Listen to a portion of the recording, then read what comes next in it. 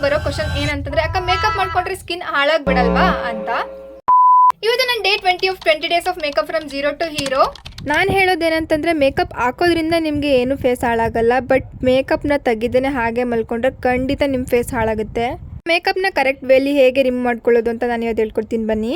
ಇಲ್ಲಿಗೆ ನಮ್ಮ ಮೇಕಪ್ನ ರಿಮೂವ್ ಮಾಡ್ಕೊಳ್ಳೋಣ. ಹೇಗೆ ಅಂತಂದರೆ ಮೈಸೆಲರ್ ವಾಟರ್ ಅಂತ ಬರುತ್ತೆ, ಅದರಿಂದನಾದರೂ ರಿಮೂವ್ ಮಾಡ್ಬೋದು, ಅಥವಾ ಈ ಥರ ಕ್ಲೆನ್ಸಿಂಗ್ ಬಾಂಬ್ ಯೂಸ್ ಮಾಡಾದರೂ ರಿಮೂವ್ ಮಾಡ್ಬೋದು.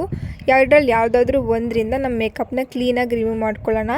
ಈ ಥರ ಒಂದು ಮೇಕಪ್ ರಿಮೂವಲ್ ಪ್ಯಾಡ್ಸ್ನ ನೀವು ಯಾವಾಗಲೂ ಇಟ್ಕೊಂಡಿರಿ. 120 ರುಪೀಸ್ಗೆ 2 ಬರುತ್ತೆ, ರೀಯೂಸಬಲ್ ಕೂಡ. ನೀವು ಯೂಸ್ ಮಾಡಾದ್ಮೇಲೆ ಅದನ್ನು ಮತ್ತೆ ಒಗೆದು ಮತ್ತೆ ಯೂಸ್ ಮಾಡ್ಬೋದು. ಈ ಥರ ಮೇಕಪ್ನ ರಿಮೂವ್ ಮಾಡಾದ್ಮೇಲೆ ನೀವು ಫೇಸ್ ವಾಶ್ ಮಾಡ್ಕೊಳ್ಳಿ, ಅದಾದಮೇಲೆ ಸ್ಕಿನ್ ಕೇರ್ ಮಾಡ್ಕೊಳ್ಳಿ. ಅಟ್ಲೀಸ್ಟ್ ಮಾಯ್ಚರೈಸರ್ ಆದ್ರೂ ಹಾಕ್ಕೊಂಡು ಮಲ್ಕೊಳ್ಳಿ. ಈ 20 days of makeup from zero to hero journey ಇವತ್ತಿಗೆ ಮುಗೀತು. ಇವತ್ತು ನನ್ನ 20th ಡೇ.